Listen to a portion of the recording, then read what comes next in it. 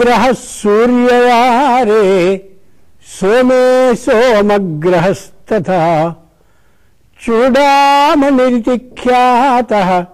తత్ర దత్తమనంతకం. ప్రతిసారి గ్రహణాలు వస్తున్నట్టుగానే ఈసారి కూడా శ్రావణ పూర్ణిమ రోజున గ్రహణం వస్తుంది, చంద్రగ్రహణం. పూర్ణిమ నాడు వచ్చేది చంద్రగ్రహణం అయితే అమావాస్య నాడు వచ్చేటటువంటిది సూర్యగ్రహణం అవుతూ ఉంటుంది. ఈసారి ఆగస్టు 7వ తేదీన సోమవారం నాడు చంద్రగ్రహణం వస్తుంది. దాని గురించిన సమాచారాన్ని అవకాశం ఉన్నంతలో అనుకుందాం.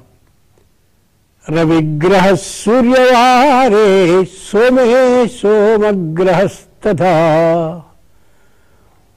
ఏ సూర్యుణ్ణి గ్రహించడం అంటే పట్టుకోవడం, సూర్యగ్రహణం అనేది సూర్యుని పేరిట ఉన్నటువంటి ఆదివారం నాడు వస్తుందో అది విశేషం.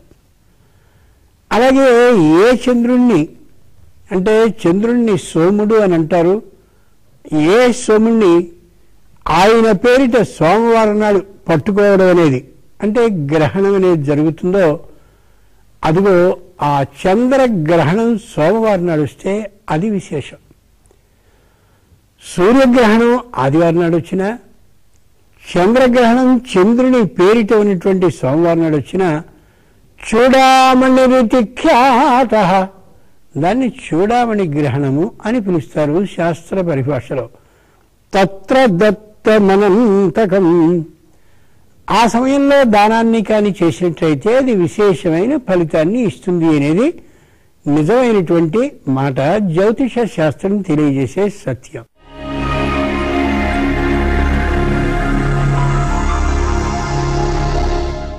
ఇంతకీ గ్రహణం అంటే ఏమిటి? ఏం చేస్తారు గ్రహణ కాలంలో? అసలు గ్రహణం ఎలా ఏర్పడుతుంది? దాన్ని లౌకికమైనటువంటి మాటలో మనం అనుకుందాం, అర్థమయ్యే తీరులో. గ్రహణం పట్టిందిరా స్నానం చేయాలి అనగానే వెంటనే స్నానం చేయడం, గ్రహణం అయిపోయిందిరా మళ్ళీ స్నానం చేయరా అనగానే స్నానం చేయడం, ఇలా ఈ కాకి స్నానాలు కాదు. దానికి అర్థాన్ని తెలుసుకుని కానీ స్నానాన్ని చేస్తే అప్పుడు దాంట్లో విశేషం మనకి అర్థమైతే గ్రహణం ఎప్పుడు వస్తుందా అని ఎదురు చూసి స్నానాన్ని చేసి జపాన్ని చేయాలనే బుద్ధి అందరికీ కలుగుతుంది. కాబట్టి వివరంగా అనుకుందాం. ఒక సరళ రేఖని గీశామని అనుకుందాం. సరళ రేఖ అంటే ఏమాత్రము వంకర లేకుండా ఒక గీతని గీశాం. ముగ్గురు వ్యక్తుల్ని ఇలా నిలబెట్టాం. ఒకరికి కొంత దూరంలో ఇంకొకరిని, ఇంకొకరికి కొంత దూరంలో ఒకరిని నిలబెట్టాం. ముగ్గురు ఒక వరుసలో ఒకే గీత మీద ఎడంగా నిలబడ్డారు. ఇటు నుంచి ఎవరైనా వచ్చారని అనుకుందాం. వచ్చినటువంటి వ్యక్తి ఇలా ఈ ముగ్గురిని చూడదలిస్తే మొదటి ఇద్దరూ కనిపిస్తారు కానీ మూడవ వ్యక్తి కనిపించడు. ఎందుకని? ఈ రెండవ వ్యక్తి మూడవ వ్యక్తికి అడ్డుగా ఉన్నాడు కాబట్టి. బాగా అర్థం చేసుకుంటే చాలా తేలిగ్గా తెలుస్తుంది. అదే వ్యక్తి పోని ఇటు నుంచి మూడవ వ్యక్తి కనిపించడం లేదు కదా అనే అభిప్రాయంతో ఇటొచ్చి కానీ చూసినట్టయితే ఇటున్నటువంటి 1, 2 అంటే మొదటి రెండవ వ్యక్తులు కనిపిస్తారు కానీ మూడవ వ్యక్తి కనిపించాడు. ఎందుకని? మళ్ళీ ఈ రెండవ వ్యక్తే అడ్డుగా వస్తున్నాడు కాబట్టి. ఆ అడ్డుగా రావడాన్నే శాస్త్ర పరిభాషలో గ్రహణము, కప్పివేయడము, పట్టివేయడము అంటారు. దీన్ని ఇప్పుడు జ్యోతిష శాస్త్ర పరిభాషకి అనుగుణంగా చెప్పుకుందాం. సూర్యుడు, భూమి, చంద్రుడు ముగ్గురు వరుసగా ఉన్నారు. ఒకే సరళ రేఖ మీద ఉన్నట్టుగా సూర్యుడు, భూమి, చంద్రుడు ఉన్నారు. కేతు వచ్చాడు. కేతు అనే గ్రహం ఇక్కడి నుంచి చూస్తే సూర్యుడు, భూమి కనిపిస్తున్నారు తప్ప చంద్రుడు కనిపించడం లేదు. ఎందుకని? ఈ రెండవ వాడైనటువంటి భూమి అడ్డుగా ఉన్నాడు కాబట్టి. కాబట్టి కేతువు చూస్తూ ఉన్నటువంటి సందర్భంలో చంద్రుడు కనిపించనటువంటి కారణంగా చంద్రగ్రహణం, చంద్రుడు కనిపించకుండా ఉండడం, చంద్రుణ్ణి కనిపించనీయకుండా చేయడం అనే అర్థంలో చంద్రగ్రహణము అన్నారు. ఈ చంద్రుడు కనిపించకపోవడం లేదా చంద్రుడు కనిపించేలా చేయకపోవడం అనేదాన్ని కేతువు చేస్తున్నాడు కాబట్టి, అంటే కేతువు చూడడం ద్వారా చంద్రుడు కనిపించడం లేదు కాబట్టి కేతుగ్రస్త చంద్రగ్రహణం, అంటే కేతువు కారణంగా కేతువు చేత పట్టుకోబడ్డటువంటి చంద్రుడు కేతువు చంద్రగ్రహణం చేస్తున్నాడు అంటున్నారు. అలాగే ఒకవేళ రాహువు సూర్యుడిని ఒకవేళ పట్టుకున్నప్పుడు కూడా ఇలాగే ఆలోచించుకోవాలి. రాహువు సూర్యుడిని పట్టుకునే సందర్భంలో ఇదిగో ఈ చివరన సూర్యుడు ఉంటాడు కాబట్టి రాహువు చూస్తూ ఉంటే చంద్రుడు భూమి ఉండి సూర్యుడు ఇక్కడ ఉంటాడు, ఈ ఇద్దరే కనిపిస్తూ ఉంటారు, సూర్యుడు కనిపించడు. కాబట్టి అది రాహు గ్రస్త సూర్యగ్రహణం. ఇంతకంటే ఇలా చాలా తేలికగా తెలిసేటటువంటి విషయం. ఈ ముగ్గురు ఉన్నప్పుడు ఇటు పక్క నుంచి కేతువు చూస్తూ ఉంటే మొదటి ఇద్దరు కనిపిస్తూ పక్కనున్నటువంటి చంద్రుడు కనిపించడం లేదు కాబట్టి కేతుగ్రస్త చంద్రగ్రహణం అనుకున్నాం. కానీ బాగా గుర్తుంచుకోవలసిన విషయం ఈసారి ఈ ఆగస్టు 7వ తేదీ వచ్చేటటువంటి గ్రహణంలో ఏమిటంటే ఈ కేతువు సరళ రేఖ మీద ఉన్నటువంటి చంద్రుడిని చూడడం లేదు, అక్కడి నుంచి కాస్త వెనక్కి వచ్చి అలా చూస్తున్నాడు. ఇక్కడి నుంచి పూర్తిగా చూసినట్టయితే సంపూర్ణ చంద్రగ్రహణం అయి ఉండేది. కానీ ఈ ఉండేటటువంటి కేతువు మకర రాశిలో ఉండేటటువంటి వాడు కుంభరాశిలోకి వచ్చాడు. ఈ ముగ్గురు ఒకే వరుసలో ఉన్నారు, వాళ్ళు కదలలేదు. ఈ మకర రాశి నుంచి కుంభరాశిలోనికి వచ్చాడు కాబట్టి చంద్రుడు కనిపిస్తాడు. చంద్రుడికి గ్రహణం 4వ వంతు మాత్రమే, అంటే అక్కడి నుంచి జరుగుతూ ఇక్కడికి వచ్చేసరికి సంపూర్ణంగా చంద్రుడు కనిపిస్తాడు. కనిపించనిది మాత్రం 4వ వంతే. దీన్ని శాస్త్ర పరిభాషలో అర్థం చేసుకోవాలి అని అన్నట్టయితే 1లో సగం అర, అరలో సగం 4వ వంతు. అంచేత ఇప్పుడు ప్రస్తుతం వస్తున్నటువంటి ఈ చంద్రగ్రహణాన్ని అర్ధ అల్ప గ్రాస చంద్రగ్రహణము అన్నారు. అర్ధ అల్ప గ్రాస చంద్రగ్రహణం జాగ్రత్తగా అర్థం చేసుకోవాలి. సంపూర్ణ చంద్రగ్రహణం అయితే కేతు ఇక్కడే ఉండి చంద్రుడిని చూడాలి, అస్సలు చంద్రుడు కనిపించకుండా ఉండాలి. ఇది సంపూర్ణ చంద్రగ్రహణం. కానీ మకరం నుంచి కుంభానికి వచ్చాడు కాబట్టి కాసేపు మాత్రమే కనిపించలేదు కాబట్టి ఇది 4వ వంతు చంద్రగ్రహణం మాత్రమే అవుతోంది తప్ప సంపూర్ణ చంద్రగ్రహణం కావడం లేదు. సంపూర్ణ చంద్రగ్రహణానికి ఉండే నియమాలు వేరు, సంపూర్ణ చంద్రగ్రహణం కాకుండా పాక్షికంగా అంటే కొంత మాత్రమే అయినటువంటి చంద్రగ్రహణం దానికి ఉండే నియమాలు వేరు. ఈ ఆగస్టు 7వ తేదీన సోమవారం నాడు వచ్చేటటువంటి గ్రహణం ఎన్నింటికి ప్రారంభమవుతోంది, ఎన్నింటికి మధ్యకాలం అవుతోంది, ఎన్నింటికి ముగుస్తోంది ముందు అనుకోవాలిగా. రాత్రి 10:52 అదిగో చంద్రుడిని కబళించడం ప్రారంభమవుతుంది. అంటే చంద్రుడు కేతువుకి కనిపించకపోవడం ప్రారంభమవుతుంది. మధ్యకాలం 11:48 ముగింపు కాలం 12:49 ముగింపు. పూర్తిగా చంద్రుడు స్పష్టంగా కనిపించేలా ఇదిగో ఈ కేతువు ఇక్కడికి వస్తాడు, చంద్రుడు స్పష్టంగా కనిపిస్తూ ఉంటాడు. ఇప్పుడు అర్థమైంది అనుకుంటాను. 10:52కి ప్రారంభమైంది, 11:48కి మధ్యకాలం అయింది, 12:49 సంపూర్ణంగా చంద్రుడిని విడిచిపెట్టేటటువంటి విధానమైంది కేతు అనేటటువంటి వాడి ద్వారా.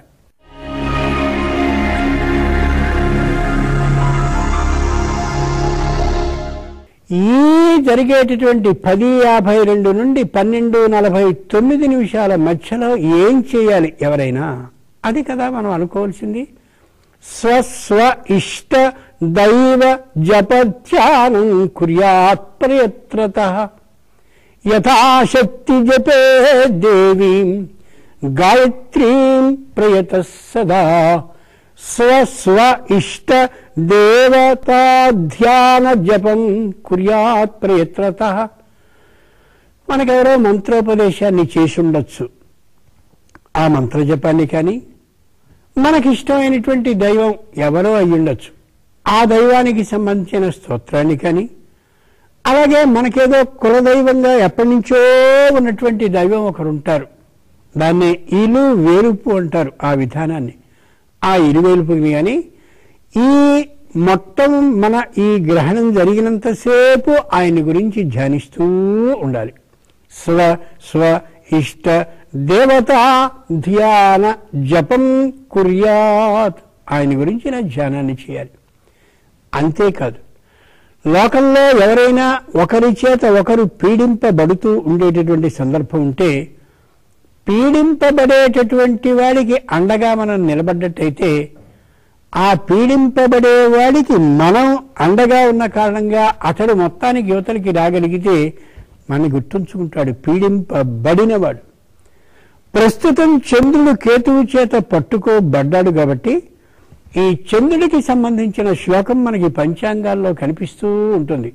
దధిశంఖ తుషారాభం క్షీరోదార్ణవ సంభవం నమామి శశినం సోమం శంభోర్మకుటభూషణం.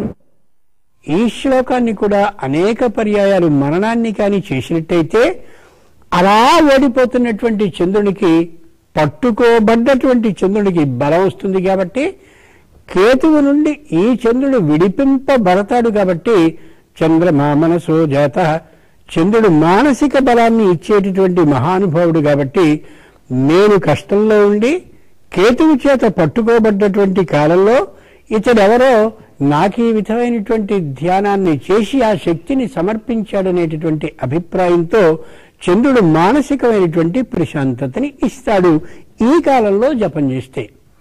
మరో విశేషం కూడా ఉంది. 10:52 ప్రారంభం అవుతోంది కాబట్టి 10:30 తలారా స్నానాన్ని చేసి, అభ్యంగ స్నానం కాదు, కేవలం శిరస్నానం, తల నిండుగా ఒళ్ళంతా తడిసేలా స్నానాన్ని చేసి 10:45 జపాన్నో ధ్యానాన్నో మంత్రం ఉపదేశింపబడి ఉన్నటువంటి వారైతే ఉపాసనను ప్రారంభించి చేస్తూ ఉన్నట్లయితే దానివల్ల 10 రెట్ల ఫలితం వస్తుంది. మిగిలినటువంటి రోజుల్లో మంత్రాన్ని ఒక్కమారు చేస్తే వచ్చేటటువంటి ఫలితం ఈ గ్రహణ కాలంలో కానీ చేస్తే 10 రెట్ల ఫలితం లభించి తీరుతుంది. స్వ స్వ ఇష్టతీర్థేషు, తమకిష్టమైనటువంటి తీర్థ ప్రదేశాలకి వెళ్ళి ఎక్కడైనా ఉపదేశాన్ని కానీ తీసుకున్నట్లయితే వచ్చేటటువంటి ఏ ఫలితం ఉందో అది గ్రహణే చంద్ర సూర్యయో తత్పుణ్యం కోటి గుణితం గ్రాసౌ చూడామణౌ స్మృతం. అది చూడామణి గ్రహణం కాబట్టి ఈ సంవత్సరం వచ్చింది, ఇప్పుడు వచ్చింది. దీంట్లో ఇంకా ఎక్కువ ఫలితాన్ని కలిగిస్తుంది. అది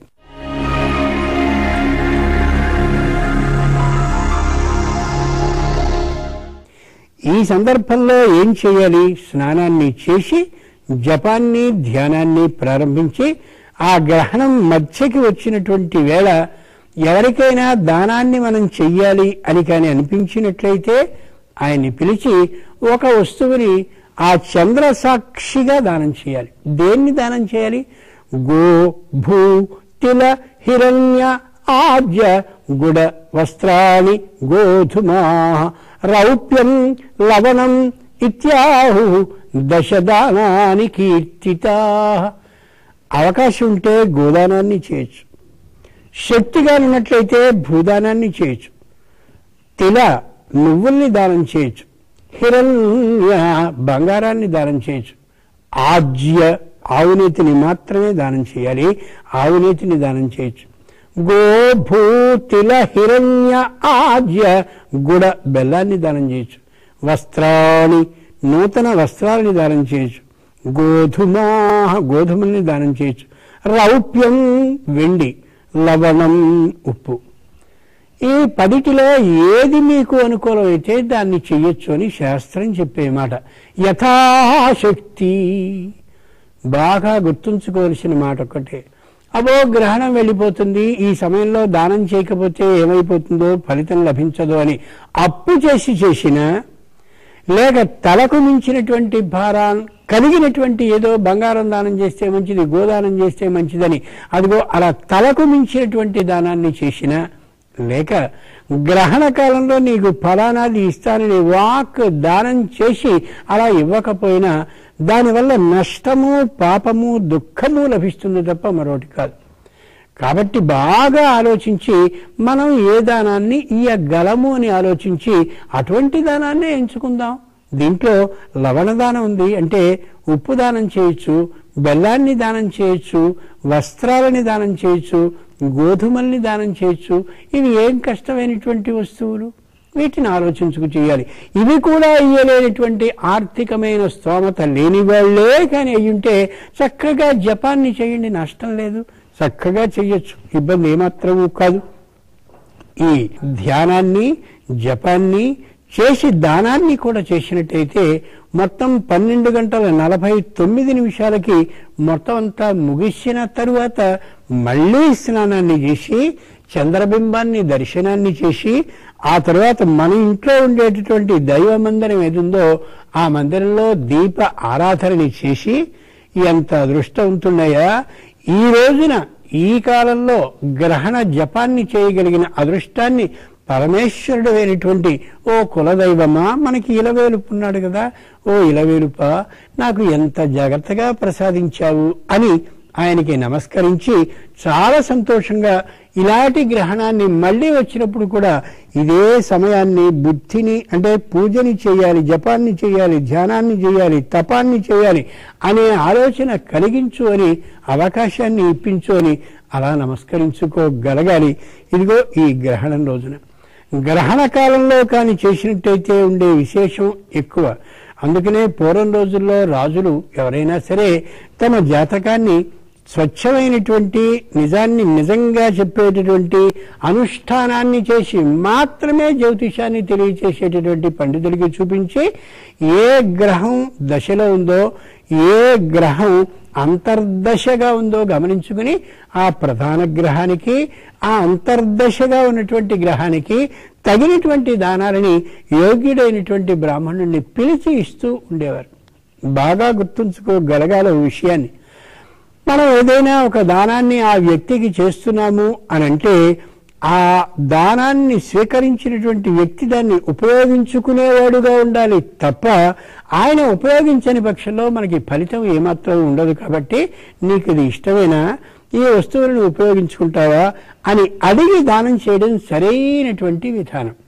ఉదాహరణకి వస్త్రాన్ని గోధుమా, మనం చక్కగా ఒక ధోవతిని, ఒక ఉత్తరీయాన్ని, ఒక ఉపవస్త్రం, దాన్నే తృతీయ వస్త్రం అంటారు. అంటే పూజ జపం మొదలైనవి ఏవైనా చేసినప్పుడు ఇలా ఒకసారి నీళ్లని అలా విడిచిపెట్టినా లేక ఆచమనాన్ని చేసినప్పుడు చేతిని కడిగిన తర్వాత తుడుచుకోవడానికైనా ఏ ఉపవస్త్రం ఉందో ఆ మూటిని కలిపి ఆయనకి దానాన్ని చేసేటప్పుడు ఆయన పంచని ఉత్తరీయాన్ని ధరించేటటువంటి వ్యక్తి అయినా లేక మామూలుగా వేరే విధమైన వస్త్రధారణలో ఉండే వ్యక్తి గమనించుకోగలగాలి.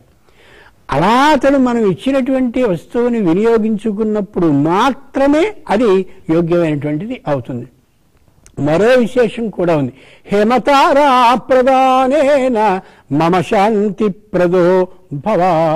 చంద్రుడు ఏ విధంగా ఉంటాడో అర్ధచంద్ర ఆకారంగా లేదా చంద్రుడు ఏ విధంగా పూర్ణ చంద్రుడి ఆకారంగా ఉంటాడో అట్లా ఉండేటటువంటి వెండి బిళ్ళని దానం చేస్తూ, ఓ చంద్రుడా, నీ గ్రహణం కలిగేటటువంటి ఈ సందర్భంలో నేను నమస్కరిస్తూ ఇష్టపూర్వకంగా దానాన్ని చేస్తున్నాను కాబట్టి మమ శాంతి ప్రదోభవ, నాకు మనశ్శాంతిని నువ్వు కలిగించు అని కాని దానాన్ని చేసినట్టయితే అది విశేషమైన ఫలితాన్ని ఇస్తుంది అని. ఇక్కడ యథార్థాన్ని గమనించాలి. ఇలా చిన్నగా ఉండేటటువంటి ఆ వెండి బిళ్ళను ఆయన ఏం చేస్తారు అని కదా మన అనుమానం. కాబట్టి ఆయనకి పనిచేసేటటువంటి విధంగా గ్రహణానికి సంబంధించినటువంటి ఆ చంద్రుడికి సంబంధించిన ముద్రని దేన్నైనా వేయడం కానీ మనం ఇయ్యబోయేటటువంటి బిళ్ళని అతడు అమ్మేసుకునే విధానం లేకుండా ఉండేలా చిన్నదైనటువంటి దేవతా విగ్రహాన్ని కానీ చేసి ఇచ్చినట్టయితే అతడు ఆ విధమైనటువంటి దౌర్మార్గ్యం అంటే చిన్న తప్పు పని చేయడానికి పాల్పడాడు. ఇలా చేసుకున్నట్లయితే కుటుంబంలో ఉండేటటువంటి వాళ్ళందరికీ కూడా సుఖము శాంతి కూడా కలుగుతుంది. ఏ గ్రహణ కాలంలో అన్ని దేవాలయాల్ని మూసివేస్తారో ఆ విధానం కాళహస్తిలో మాత్రం ఉండే అవకాశం ఏమాత్రమూ లేదు. రాహుకేతువులు అనేటటువంటి వారు ఇద్దరూ అక్కడే ఉంటారు కాబట్టి వాళ్ళ ద్వారానే చంద్ర సూర్య గ్రహణాలు ఏర్పడతాయి. కాబట్టి ఇదంతా సరైనటువంటి విధానమే. ఆలయాన్ని మాత్రమే మూసివేయరు. ముగింపులో ఒక్క మాట మనం అనుకుందాం. త్రియామారాత్రి, రాత్రి 3 జాములతో ఉంటుంది. అంచేత 10:52 ప్రారంభమవుతోంది. కాబట్టి ఈ గ్రహణం దానికి 2 జాముల వెనుక అంటే 8 గంటలు, జాముకి 4 గంటలు కాబట్టి 2 జాములంటే 8 గంటలు తీసేస్తే మధ్యాహ్నం 2:52 ప్రతి సంవత్సరం చేసుకునేటటువంటి ఆర్థికం ఒకవేళ శ్రావణ పూర్ణిమ నాడే వస్తే ఖచ్చితంగా 2:52 ముగించి తీరవచ్చును. ఏ విధమైన ఇబ్బంది లేదు. కారణం ఇది అర్ధ అల్ప గ్రాస చంద్రగ్రహణం తప్ప సంపూర్ణ చంద్రగ్రహణం కాదు. కాబట్టి అలాగే శ్రావణ పూర్ణిమ నాడు గంధాన్ని మార్చుకోవచ్చా కూడదా అని పెద్ద చర్చ జరుగుతోంది. ఖచ్చితంగా 9 గంటల లోపు సంపూర్ణంగా యజ్ఞోపవీతాన్ని మార్చుకోవచ్చును. యజ్ఞోపవీతం పరమం పవిత్రం, మామూలు పవిత్రం కాదు, పరమ పవిత్రమైనటువంటిది కాబట్టి మార్చుకోవచ్చు.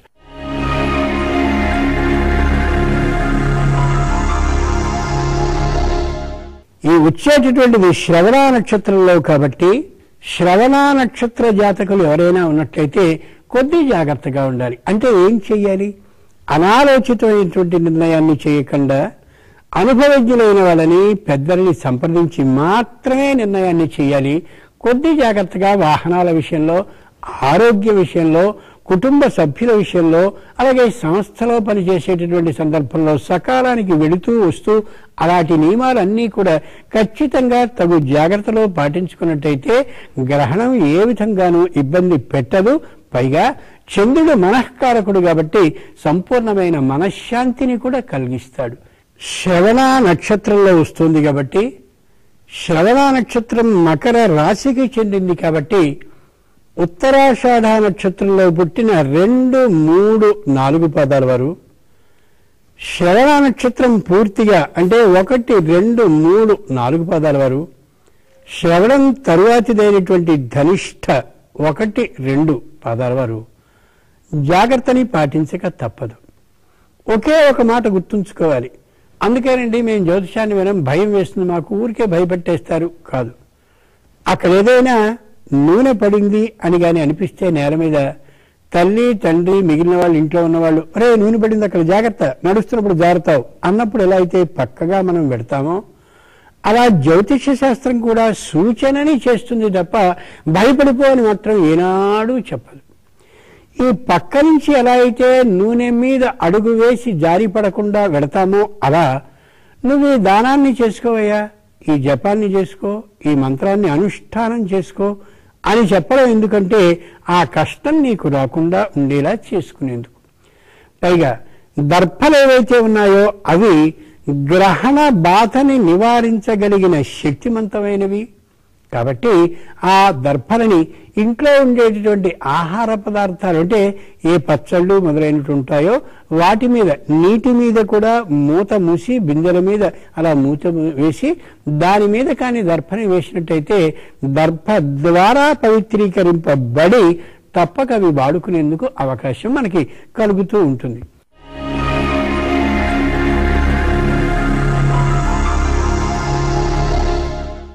గ్రహణ కాలంలో ఆహారం కానీ అరగకుండా ఈ బొజ్జలో ఉన్నట్టయితే నిశ్చయంగా వ్యాధికారకం అవుతుందని ఆయుర్వేద శాస్త్రం తెలియచేస్తుంది. కాబట్టి 10:52 ప్రవేశమయ్యేటటువంటి గ్రహణానికి 8 గంటల వెనకాల 2:52 నుండి తిరగకపోవడం సరైనటువంటి పద్ధతి. మరి స్త్రీలు, బాలురు, వృద్ధులు, గర్భిణీలు ఇలాంటి వాళ్ళు మరి ఉండలేరు కదా అని అంటే దానికో 4 గంటలు జరిపి అంటే ఒక యామాన్ని కలిపి 6:52 తర్వాత ఏది తీసుకోకపోవడం సరైనటువంటి విధానం. ఆ తర్వాత నుంచి తీసుకోవలసి వస్తే ఖచ్చితంగా ద్రవ పదార్థాన్ని మాత్రమే తీసుకోవాలి తప్ప ఘన పదార్థాన్ని తీసుకోవడం ఆరోగ్య భంగానికి కారకం. ఇక గర్భిణి అయినటువంటి ఆమె ఏం చెయ్యాలి అని అంటే గ్రహణాన్ని చూడకూడదు తప్ప ఇంట్లో తిరగడం చేయవచ్చు. ఇంట్లో ఏదైనా ఇలా ఇలా అనుకున్నట్టయితే గ్రహణం మురులు వస్తాయంటేనే అవి నిజమైనటువంటి మాటలు కాదు. గ్రహణాన్ని చూడకుండా ఉండాలి. గ్రహణ కాలంలో వచ్చేటటువంటి తీవ్రమైన కిరణాలు ఆమె మీద ప్రసారం కాకూడదు. చాలా మంది విజ్ఞాన శాస్త్రం బాగా పెరిగిపోయినటువంటి కారణంగా మాకేం కలగదు అని చెప్పి మామూలుగా చూస్తూ ఉంటారు. కలిగిన తర్వాత ఈ కళ్ళు దానివల్ల పోయాయని వాళ్ళు ఎవరైనా చెప్తారా? అలాగే తిన్నాం కాబట్టి మాకు ఇలా రోగం వచ్చిందని వీళ్ళు ఎవరైనా చెప్తారా? చెప్పరు. తర్వాత పూర్తిగా గ్రహణాన్ని చూడకుండా ఉండే విధానాన్ని ఆలోచించండి. మంచి చక్కనైనటువంటి ఈ గాజు దాని మీద పూర్తిగా మకిలి పట్టించి, అంటే దీపం మీద వేసినటువంటి నల్లలేని పొగని పట్టించి దాని ద్వారా చూడడం అనేది ఒకప్పుడు చూస్తూ ఉండేవారు.